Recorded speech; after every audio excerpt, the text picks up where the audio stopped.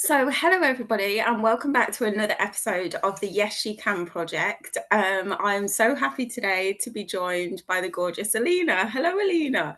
Hi, thank you so much, Michelle, for having me here today. Oh, thank you for coming on.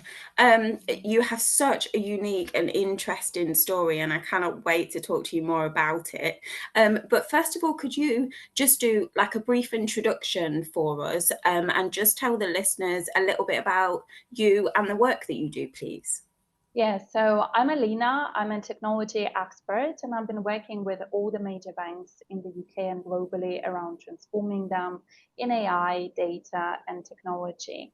But some of the things which I'm really proud of is whilst I'm a technologist, I also have a creative side. So I've been doing modeling when I came to UK. I've been doing photography, and now what I'm passionate about is uniting my expertise, public speaking, and a little bit of photography experience in terms of presenting technology differently to the key stakeholders, but also to the mainstream audience. Wow. I mean, I didn't know that about you before, so that's incredible. How do you how have you married like the two of those? So because you're a creative person anyway, and then obviously your main interest is technology, have you found it kind of easy to have those two things side by side? Do they kind of interlink? Well, I think obviously what I'm doing is a little bit different from mainstream, but some of the things which I've been doing is, even when I publish my posts, my videos, my public speaking, I try to do it more creatively. So I'm Yeah. very passionate, not just about, the look and feel, but the end-to-end design of the experience for the end user. Perhaps, as you know, in technology, we have so many men. So many people in my position are much more older than me. They are more senior men, or they are in the same role, but they're more older. Yeah. And very few of them, come from Russia. Or some of them come from the immigrant background. But I think I typically tend to stand out not only by the story, which I tell by my Yeah. background story, but also by the experience which I try to create. So something which I've been very keen to do, even in Davos, and we're going to talk about it in a moment. I had an Mhm. opportunity to create videos of, coming to Davos. What's the experience of me speaking there? How it all looks. And some Yeah. of the things I've been doing is, going up the mountain, dressing up, talking about AI and technology, and doing this in a slightly, different way to how many of the CEOs of Cognizant and other companies were talking about perhaps a Amazing. similar topic. Oh, that's amazing. But you touched upon Russia there, Alina. Um, your story is, I mean, it's incredible. You came to the UK from Russia, but what could you just kind of step back a bit for me and just tell me a little bit about what your life was like there before you made the big leap to come to the UK? Yeah, so I was brought up to be a housewife by my grandmother. So I didn't actually live with my parents. I was adopted when I was almost 18. Oh my And God.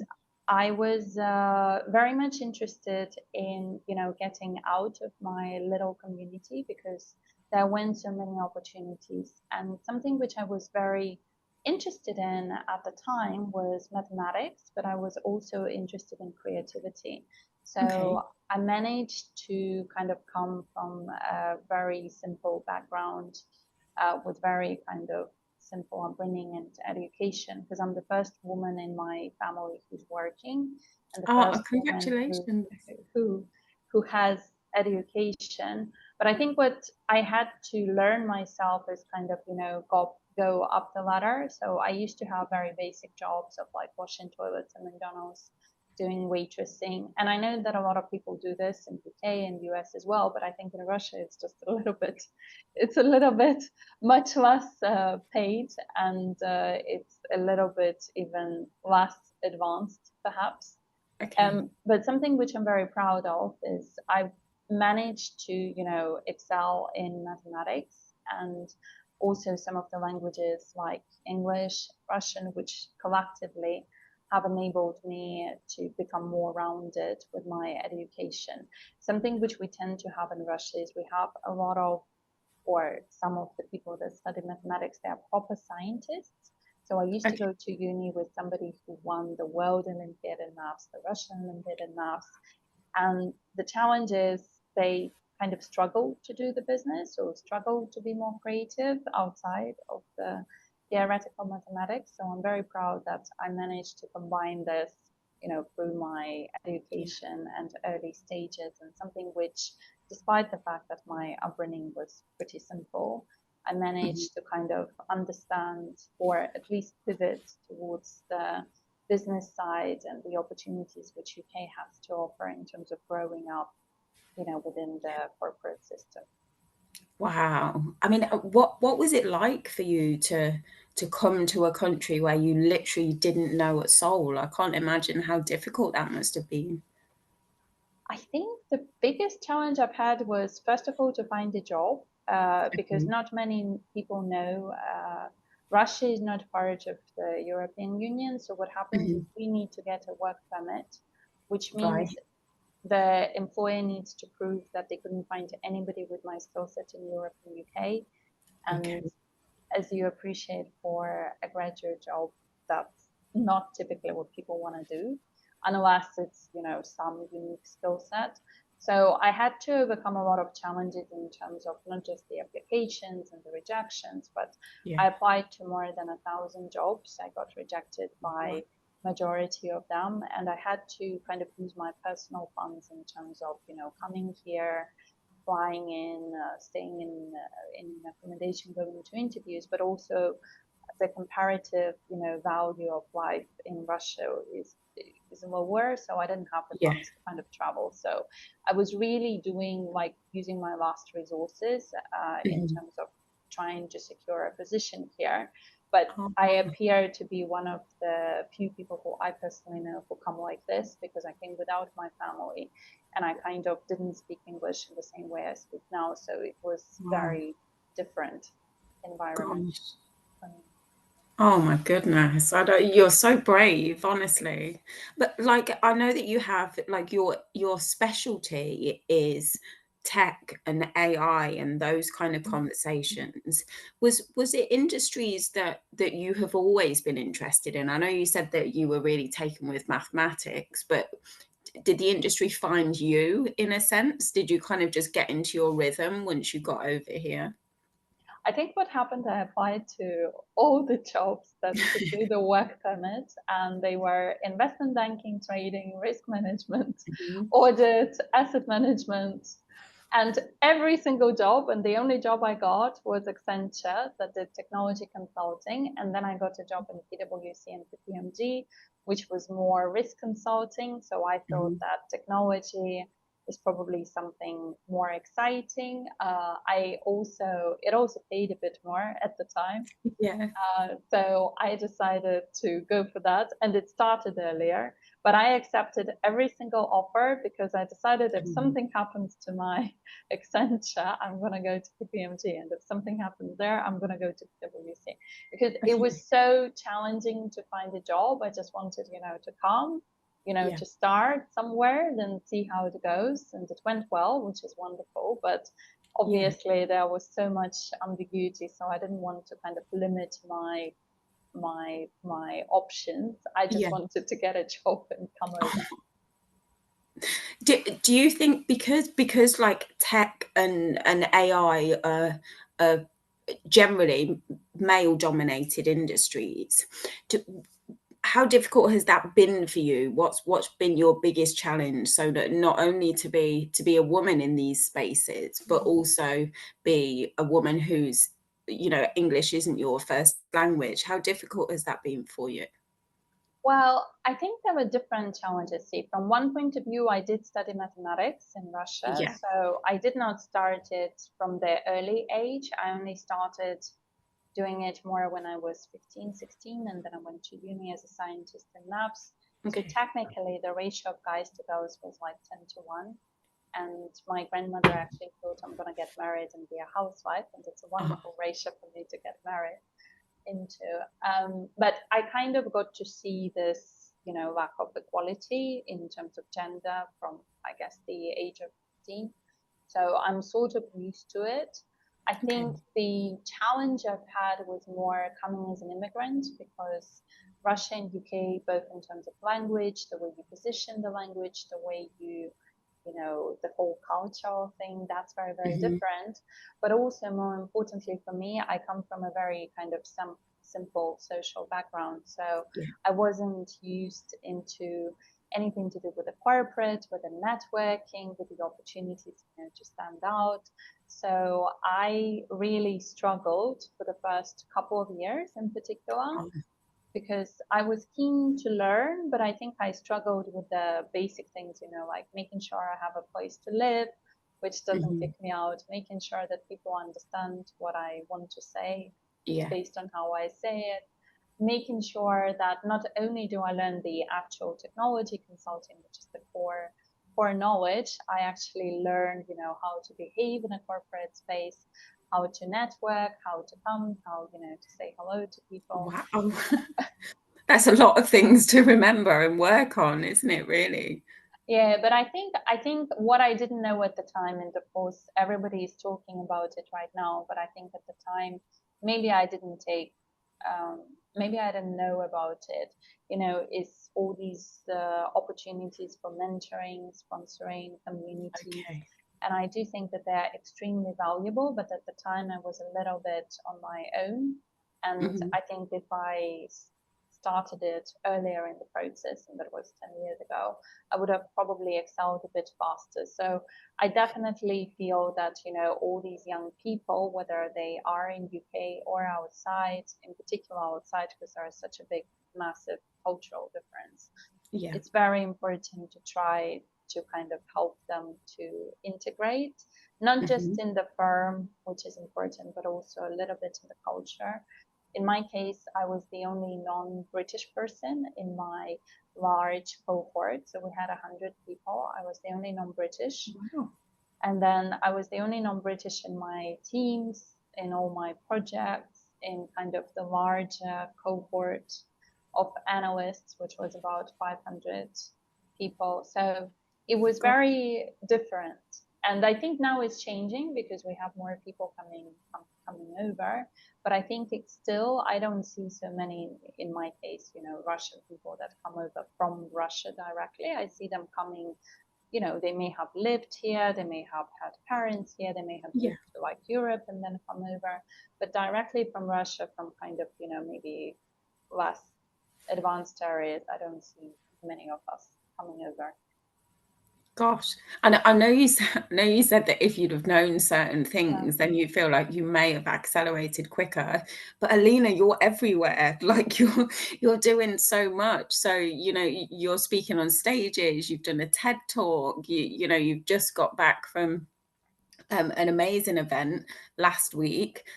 But you say that you're an introvert. How do you change the natural introvertedness of yourself in order to push yourself to do the things that you've done? Because you've done amazingly well. Yeah, I think one of the challenges I've had, so even, with the stages, I'll come to it in a moment, but even with taking basic, pictures, I don't have any pictures between the age of 5 and 22 because Okay. I used to have, like, my grandmother tried to take pictures, but I was very shy of the lights, this whole picturing. Um, Oh, and, and now it became obviously more natural because I do all the events, everything else.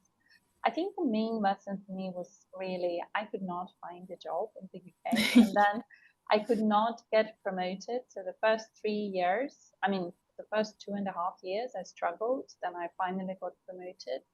And I think the challenge I've had is I've been working, in my opinion, very hard. And I was really putting a lot of effort and care and value into my work, but I yeah. couldn't tell the story. I Hmm. couldn't, kind of rise and shine. I couldn't link it to the bigger, opportunity. So I kind of was a little bit miserable because I couldn't get promoted, and the salary when you come in on the entry level is that good. So I had to really try to see the ways in which I could perhaps advance through my personal Okay. uh, characteristics of being Yeah. an introvert. to be able, to go to people, to say hello, to Mhm. talk about my work in that case. I think with the speaking, it was also a little bit challenging because I do tech, and in my particular kind of ecosphere in KPMG at the time, I was probably the most outgoing person at that point, but I Yeah. wasn't really used to speaking because we used to do more like, delivery, Mhm. maybe sales, but it wasn't like television, radio, or stages. Yeah. So I was kind of keen to be seen, heard, and noticed and recognized. I think it's very challenging to do this when you don't Yeah. really say that you want to be seen, heard, and recognized. So there were different challenges, including the internal challenges of, whether I, as an employee, can go on a conference, without me being a partner, or whether I can be featured Okay. in the media without me being a partner or on an approved list. So I kind of still carried on. I was very tenacious in terms of securing the TED Talk, securing some of the first podcasts, the first opportunities to speak around technology in particular. Yeah. But then one of the most important things was trying to explain to the organization that this is not just purely my personal interest, Of but it's course. something which brings them the opportunities, the networks, the revenues, the Mhm. opportunities to rise and shine, the visibility. And I think when they see the ROI, that's kind of when it becomes more interesting for them. Of course, that's probably when their ears prick up and then they listen, that that's what they need to do. But to be a spokesperson in a male-dominated industry, speaking about stuff that's new and up and coming, technology and AI, it must be really exciting for you. You've just returned from a trip, you touched upon it in Switzerland last week. Can you tell me a bit about what you were doing there, and how it went? Yeah, so this is my second Davos. I was in Davos last year. Last year I was less prepared, although I did have a little talk last year. It was more exploratory for me to go in to see what it's like, to meet the people, to understand how it works. So Okay. this year I was much more prepared. So first of all, I came earlier, a little bit earlier, and I stayed till the very end of it. And I had two speaking opportunities. One of them was really exciting with Middle Eastern organization, although it's international. Okay. So they are very keen to advance the women in technology, secure kind of the opportunities for the learning, development, education, but also in the companies from the politicians' perspective, the government's perspective. So I was part of this round table, which had a lot of kind of senior personalities and politicians and diplomats from UNESCO, United Nations, from some of the countries. And we discussed, it wasn't televised, but it was on kind of LinkedIn Live, and they're going to do a report Mhm. for the World Economic Summit around it. Um, You talk how about it so casually, like it's just normal. It's huge. Yeah, no, it was pretty cool. It was pretty cool, but that was one opportunity, and I'm going to travel next week to Saudi and then to Qatar. So I'm planning to reconnect with some of the people that invited me to speak there, which is good. I think that they are also very interested in UK, what's happening UK, and some Mhm. of the work which I'm doing with the Chartered Institute for IT, which does, various research for UK largely, how to support women, how to support it from the government perspective, education perspective, and then Amazing. subsequently from the corporate perspective. So that Gosh. was one thing which I was doing. I mean, another thing I was doing a little speech around AI and ethics. So it was not in the main forum. It was actually in the museum of Davos, because Davos has a museum, Okay. and it was pretty cool because it was not just talking about AI, but they had this whole collaboration with an art house. Oh. Um, Mhm. and they tried making it, all the marketing around it, all kind of the other stuff. It was like images created by AI, which look like beautiful flowers and trees and plants. And that was just very, very different, marketing from how Mhm. some of the technology companies typically tend to do. Yeah, So I have produced a video about my trip to Davos, which I'm currently reviewing.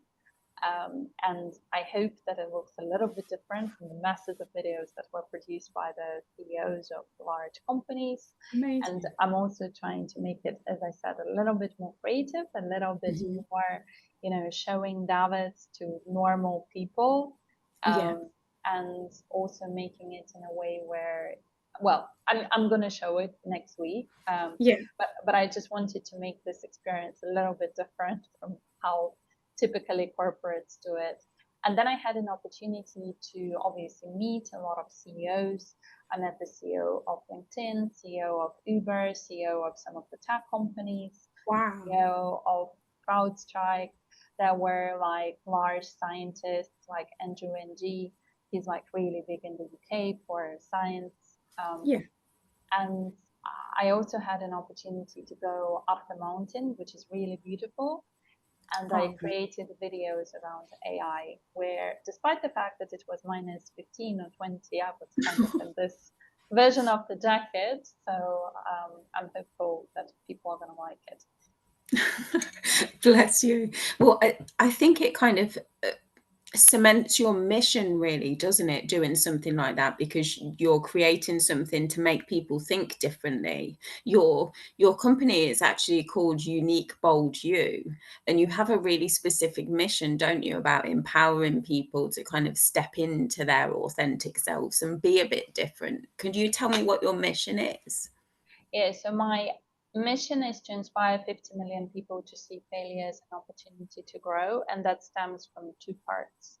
So one Okay. is technology. So essentially what I do, my field of work is technology consulting, but in many of the cases it's remediating, transforming, changing, the banks, the financial services. So there are always the failures and there are always the learnings, Yeah. and it's this consulting experience, at scale in terms of bringing to various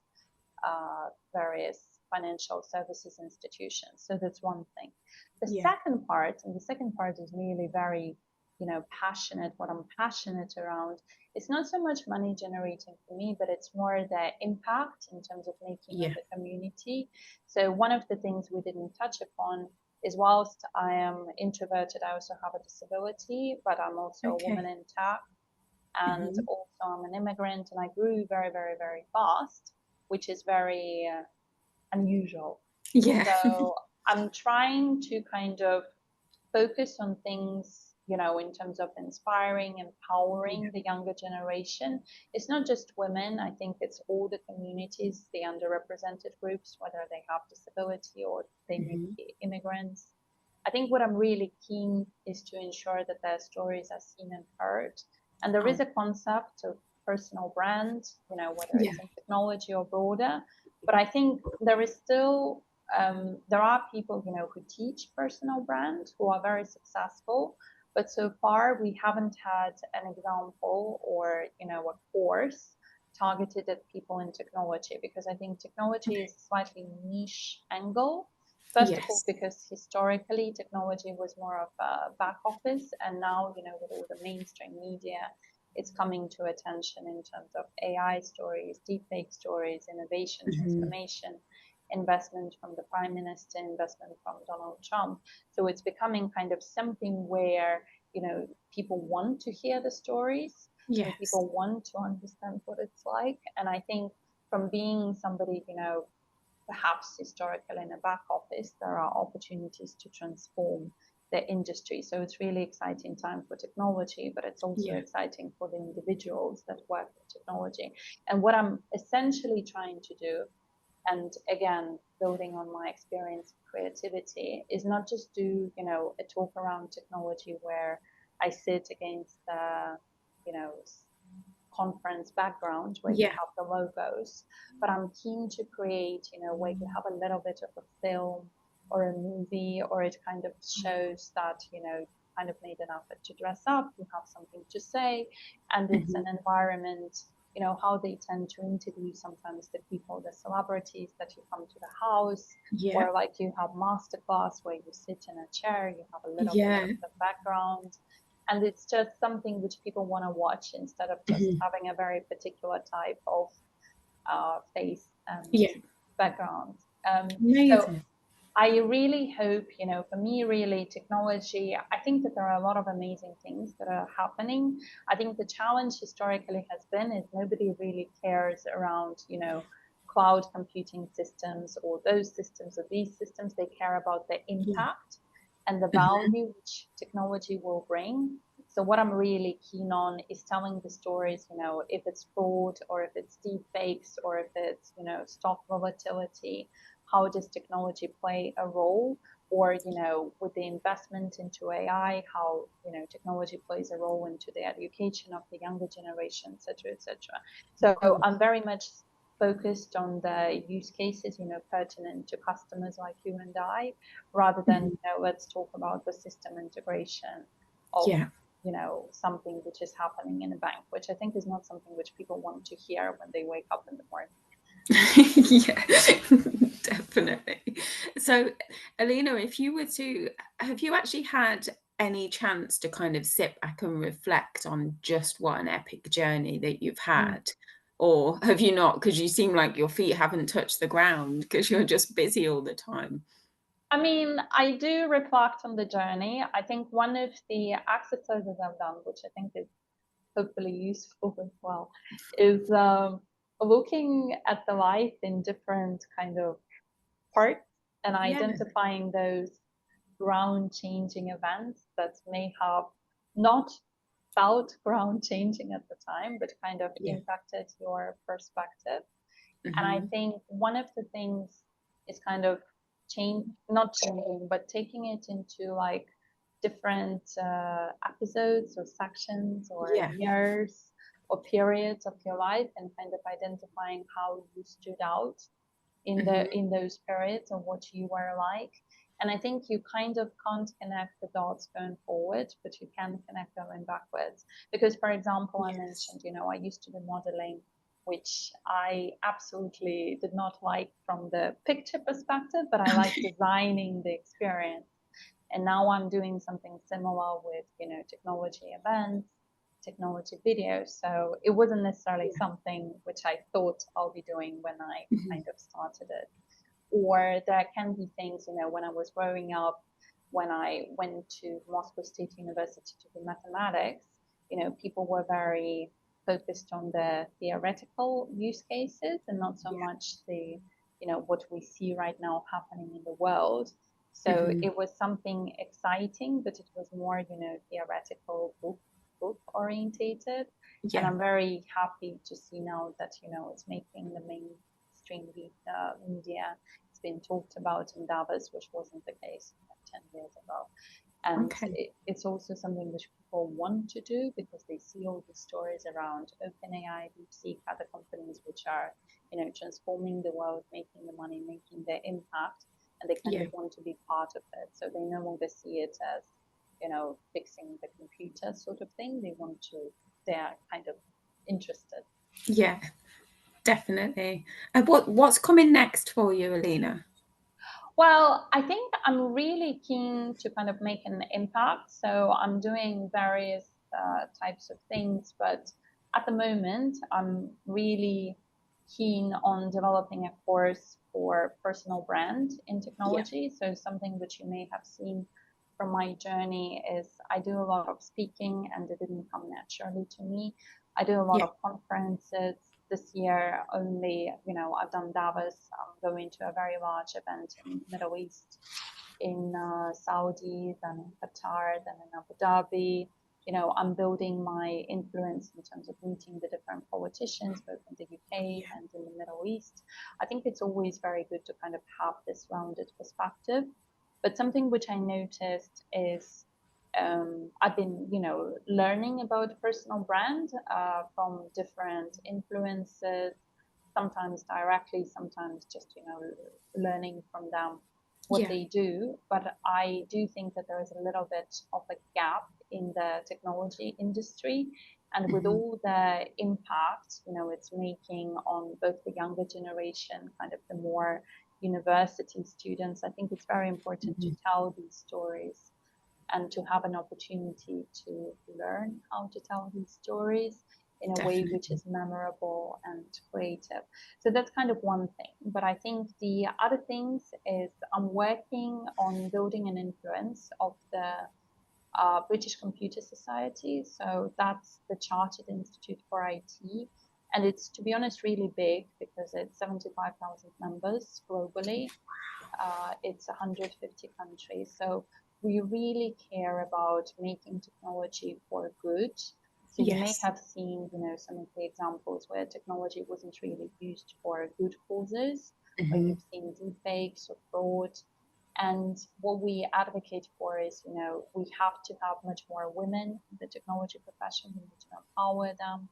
Yeah. We need to make sure that people that execute on technology, including AI or cyber, are ethical. Because if you have a doctor, you wouldn't have somebody who's not qualified to operate on you. Yeah. And we advocate for the same for the technology. And I guess there are a few other initiatives as well in terms of helping the disabled people, in terms Hmm. of helping them work in the technology space, those who Yeah. are more than 50 in terms of helping them reskill. And there are various other agendas around the education which I'm doing, such as working with Cornell University around AI agenda, Okay. or working with some of the other universities. So I think it kind of combines together into the box of influence, education, empowerment, in Yeah. addition to the natural thing which I do, which is consulting for banks. Wow. So quite a lot on the horizon for you then. Yeah, but I think something which I've learned being a consultant is there are kind of these different, let's say, portfolio paths in a Yeah. way. I think I've never been, a pure executor that I sit on a project and I focus on one thing and this is, like a 3-year project and Yeah. I do it. I think I was always interested in kind of this more, growing the business, scaling the business, making an influence.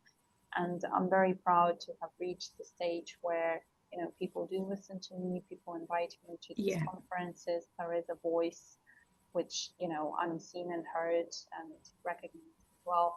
But I'm more at the stage where we have so much opportunity to influence and to have the other people to be seen and Yeah. heard and recognized. And I think it's really important as we build the future, for equity, equality, not just in the women's space, but also with the other underrepresented groups. Definitely. It's about I really feel like you're leading the conversation for other people to be able to follow in your footsteps in the future. And I think, to have that as your legacy is amazing.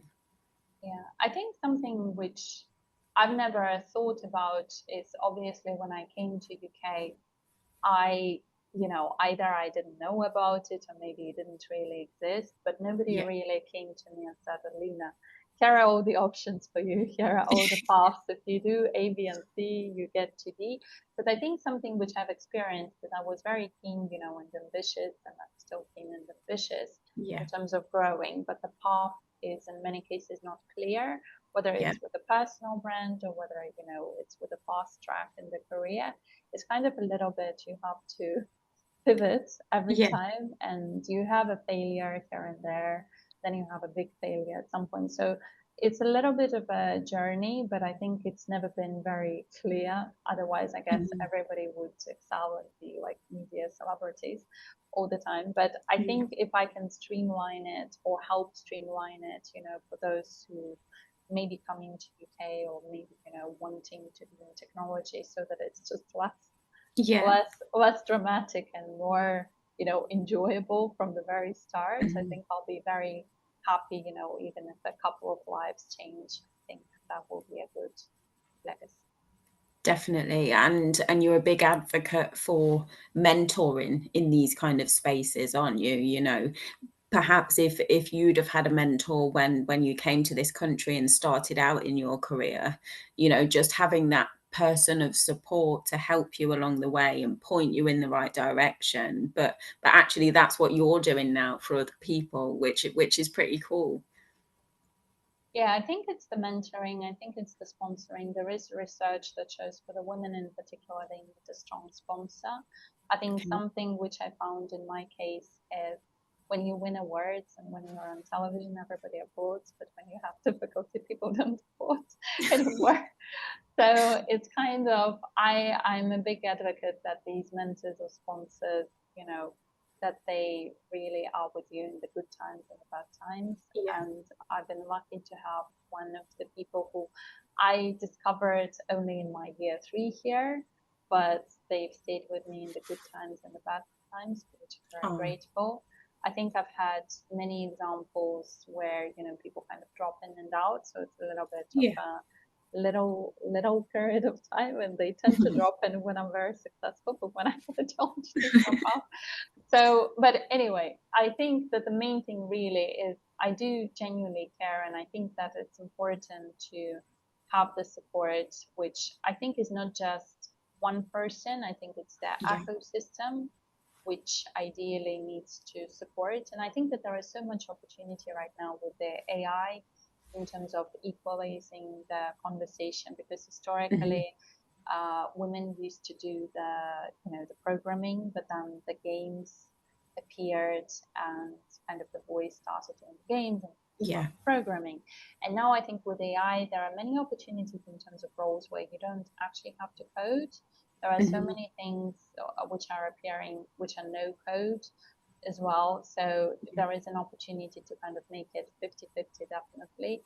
And with Hmm. all the opportunity in terms of this being seen and heard and recognized, I think that it's no longer the back office. It's something which, you know, people will be excited Yeah. in terms of doing and, you know, serving the world for the better, you know, using technology, because it's no longer just the thing where you do it, you know, for efficiency or cost saving. It's something which can actually transform the lives, like in NHS or the public services, Of or course. maybe, you know, even in kind of the normal lives or in medicine in particular. So I think that there is a great opportunity, and I do feel that it's becoming more of an equal opportunity for, you know, both men and women and all the other Yeah. communities in terms of making a difference and making an impact. So even though historically I don't, you know, when you asked me the question, it wasn't my number one choice, and I kind of ended up in it a little bit randomly because nobody else wanted to give me a job. Um, I, I'm pretty happy now because Yeah. now it has evolved over time. So you never know. Um, Definitely. yeah, I think everybody when I was coming to UK wanted to be an investment banker, and I think now people want to do Okay. tech. Yeah. I think they could, because they can see the future of it, because it's Mm. just revolution, you know what I mean? Revolutionizing everything, isn't it? In so many aspects, like you said, you know, if we can use it to help the NHS, to help doctors, to help with life-saving treatments, that there's so many opportunities for tech to be used for good. And I think, you know, you pioneering that is brilliant. So, Alina, it's been absolutely wonderful to chat to you. I'm pretty sure that everyone is going to want to find out more. How can people find out more about you and follow your journey? Yeah, so I think the best way to connect on LinkedIn, I'm LinkedIn for Boys. I make an effort to share the stories in terms of where I go, what I see. Okay, I'm also working with LinkedIn in terms of producing the videos, and potentially I'm going to do a LinkedIn learning course with LinkedIn. Um, amazing. but I am building my website, and I guess Mhm. when it's ready, I'm going to share it as well. I think what I'm really keen on, if you want to connect, just message on LinkedIn, because I tend to look at it and, you know, review it and respond as fast as possible. And Okay, I would really like, you know, to be connected if you want to connect. amazing. Well, it's been absolutely lovely. Thank you so much for coming on, and everybody get across and connect with Alina over on LinkedIn. Thank you. Thank you. Okay, thank you.